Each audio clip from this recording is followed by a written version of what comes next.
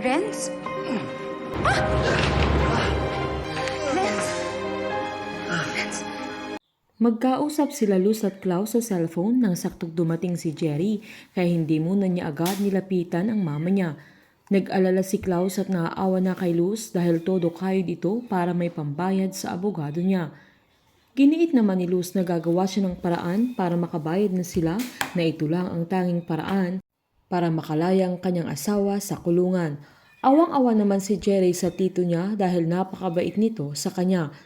Nang matapos ng mag-usap sila Luz at Klaus ay agad dumapit si Jerry upang sabihing may darating silang pera dahil nakabenta siya ng kondo na kinatuwa ni Luz kaya niyakap niya ang anak niya dahil kailangan talaga niya ng pera para sa kaso ng kanyang asawa.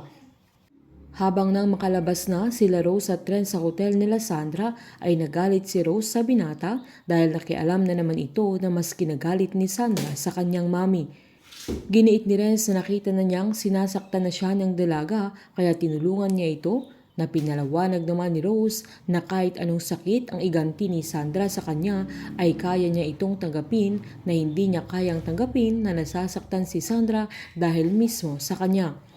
Sinubukan siyang hawakan ni Renz at sinabing kaya sila magtutulungan pero sinumbat ni Rose na hindi na nakakatulong si Renz kundi dinadagdagan na lang niya ang problema nila sabay tinaboy na ang binata na galit siya kaya wala nang nagawa si Renz sa mga sandaling yan kundi umalis.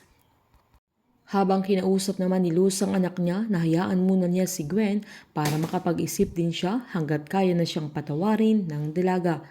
Takot si Jerry na baka hindi na siya mapatawad ni Gwen kagaya ng hindi pagpapatawad ni Luz sa tatay niya pero giniit naman ni Luz na malaki ang kasalanan ng tatay niya sa kanila na hindi naman sinasadya ni Jerry ang kasalanan niya kay Gwen.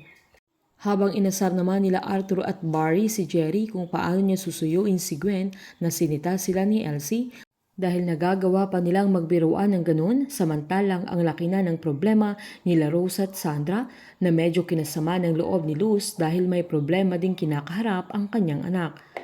Pinuntahan ni Elsie si Rose dahil alam niya ang bigat ng nararamdaman ng kaibigan niya. Giniit ni Rose na naaawa din siya sa binata dahil alam niya ang gusto lang siyang tulungan ng binata para magkaayos silang magina pero hindi siya nakinig sa kanyang mga sinasabi. Sinabi naman ni Elsie na hindi naman talaga nakikinig si Renz sa kanya, sabay sinabi nitong wala nang rason para magkita sila ni Renz lalo't hiwalay na sila ni Sandra na kailangan na niyang iwasan ang binata dahil kung laging nakadikit sa kanya si Renz ay maaaring sabihin ng iba na meron pang feelings ang binata sa kanya dahil baliw ito sa kanya. Sabay tinanong niya si Rose kung ano ang nararamdaman niya sa pakikisama ni Renz sa kanya. Giniit pa ni Elsie na kung mahal pa siya ni Renz ay mabuti nang nabuking ang lihim nila kaysa makasal si Sandra kay Renz na siya pa rin ang mahal ng binata. Iiwasan na ni Rose si Renz pero sa gabing binugbog ni Matt ang binata at pinaputukan siya ng baril ay pupunta ito sa apartment ni Rose upang magpatulong na dahilan na maaawa na naman si Rose dahil makikita niya ang itsura ni Renz na ginawa ni Matt. Ginagawa ni Rose ang lahat para iwasan si Renz pero ginagawa din ni Renz lahat para hindi siya layuan ni Rose.